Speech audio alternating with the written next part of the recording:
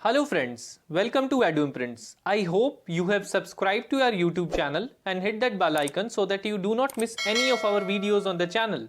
In this video, we are going to discuss the MCQ questions on right to equality from Article 14 to 18. In the last video, we have discussed about Article 12 and 13. So let's start the today's questions. The first question is, in the Indian Constitution, the right to equality is granted by 5 articles. They are Article 13 to 17, 14 to 18, 15 to 19, 16 to 20. So it is already discussed in the beginning. It is Article 14 to 18. Then next is, which one of the following fundamental rights is available to Indian citizens only? So A, equality before law. B, protection from discrimination on grounds of religion, race, caste, sex और place of birth. C, both. D, none. तो हमारा जो article equality before law है, that is article 14. It is available to both foreigners as well as citizen. So ये तो नहीं है. Then B, protection from discrimination. So it is Article 15. So it is available to citizens only. So there are 5 fundamental rights which are available to citizens only. That is Article 15, 16, 19, 29 and 30. So हमारा B is the correct answer. Then next is, which article of Indian Constitution abolishes untouchability? It is Article 18, 15, 14, 17. तो it is Article 17. अब untouchability की practice को forbid करता है. साथ साथ में अब इसमें जो अनटचेबिलिटी है उसके लिए हमारे फाइन्स मेंशन किए गए हैं लेजिस्लेशंस बनाकर. ठीक है, तो अब कुछ हमारे जो हमारे फंडामेंटल राइट्स हैं वो ऐसे राइट्स हैं जिनको लॉज बनाकर ही इन्फोर्स किया जा सकता है, और कुछ ऐसे हैं जो सेल्फ हमारे बेसिकली इन्फोर्सिएबल हैं. तो इसके लिए हमने स्पेशल लॉ बना रखा है. देन हमारा आ जाता है Article 18 of Indian Constitution gives the provisions of abolition of titles. That is, which one of the following are the provisions under the article जो भी 18? So A is, no title being a military or academic distinction shall be conferred by the state. No citizen of India shall accept any title from any foreign state. C, no person who is not citizen of India shall, while he holds any office of profit or trust under the state, accept without the consent of president any title from any foreign state. D, all of them. तो ये सभी के सभी हमारे article 18 का जब आप search करेंगे गूगल पे तो ये सभी बिल्कुल डायरेक्ट प्रोविजंस हैं जो उठाए गए हैं. So all of the above, all of them is the correct answer. कि कोई भी पर्सन एक्सेप्ट मिलिट्री और एकेडमिक टाइटल नहीं ले सकता है स्टेट से. कोई सिटीजन हम टाइटल फॉरेन स्टेट से एक्सेप्ट नहीं कर सकता है. कोई भी पर्सन जो कि हमारे सिटीजन नहीं है, यदि किसी ऑफिस ऑफ ट्रस्ट या बेसिकली ऑफिस ऑफ प्रॉफिट में है हमारे अंडर द स्टेट, जो कि हम स्टेट कहाँ पर डिफाइन कर रखा है आर्टिकल 12 में, जो हमारे प्रेसिडेंट के without any consent foreign state से किसी भी तरह का टाइटल नहीं ले सकता है. नेक्स्ट आ जाता है article 15(1) prohibits discrimination against citizens on the grounds of a, religion, race, caste only, religion, caste, sex only. C, religion, caste, sex, place of birth only. D, so इसमें D में mention है सभी के सभी, that is religion, race, caste, sex और place of birth or any of them. so इसको आप ऐसे याद कर सकते हैं CRRSP. Okay, so CRR means जैसे कैश रिजर्व रेशो होता है, सो सिमिलरली आप ऐसे कर सकते हैं caste, race, religion that is, और SP that is sex and place of birth और एनी ऑफ देम. देन हमारा आ जाता है 6 question, that is Article 14 says that a state shall not deny to any person equality before law and equal protection of law within the territory of India. ठीक है, and which one of the following is true with regard to Article 14? कि दोनों जो statement है, ये A है हमारी, equality before law is a negative concept whereas equal protection of law is a positive concept.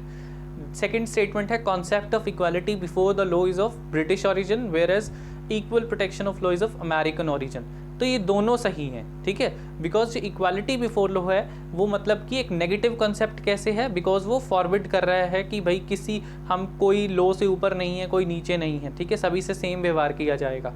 ठीक है, और जो हमारा जो इक्वल प्रोटेक्शन ऑफ लॉ है सभी को एक किस्म का सेम सिमिलर प्रोटेक्शन देने की बात करें तो एक पॉजिटिव कॉन्सेप्ट है.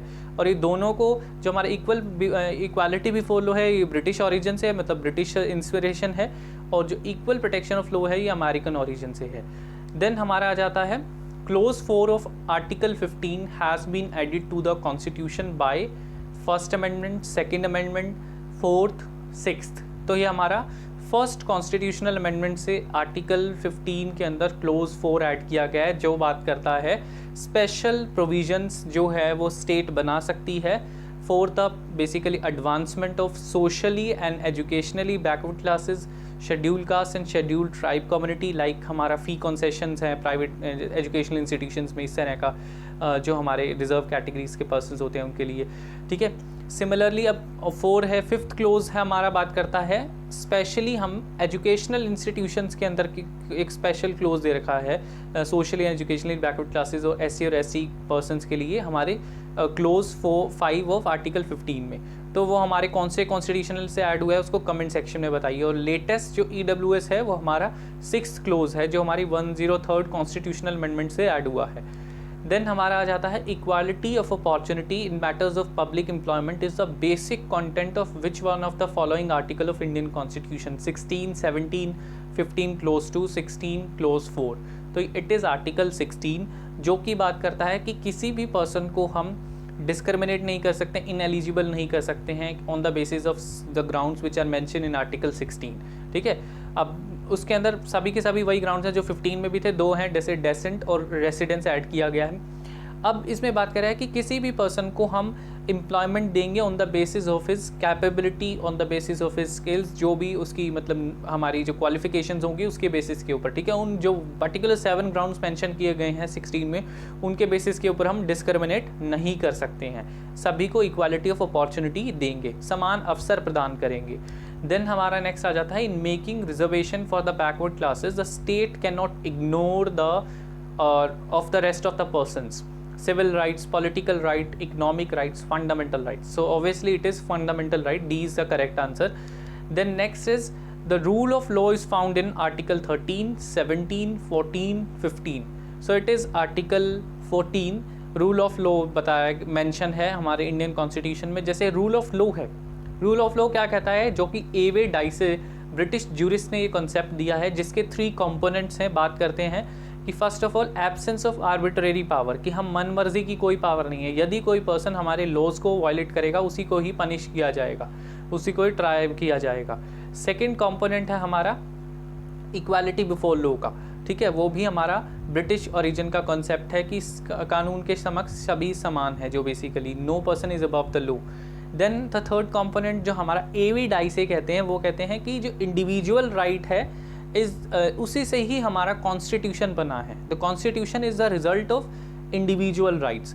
मगर ये जो थर्ड कंपोनेंट है ये हमारे इंडिया में हम यूज़ नहीं करते हैं, बिकॉज हम ऐसा बिलीव करते हैं that the constitution is the result of is the source of individual rights, ठीक है। So the third part is not applicable in India. This is about the rule of law concept of which is mentioned in article 14.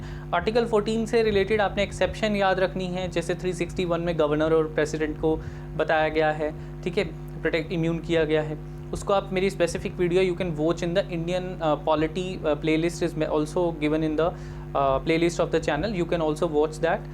So these are the 10 questions of article basically from article 14 to 18, that is right to equality. So if you found this video informative, do like, comment and share this video, and do not forget to click on the subscribe button. And last में please follow us on the Instagram where we share the more important post relating to current affairs or the law field that will be very useful for law entrances. So thank you so much. Have a nice day.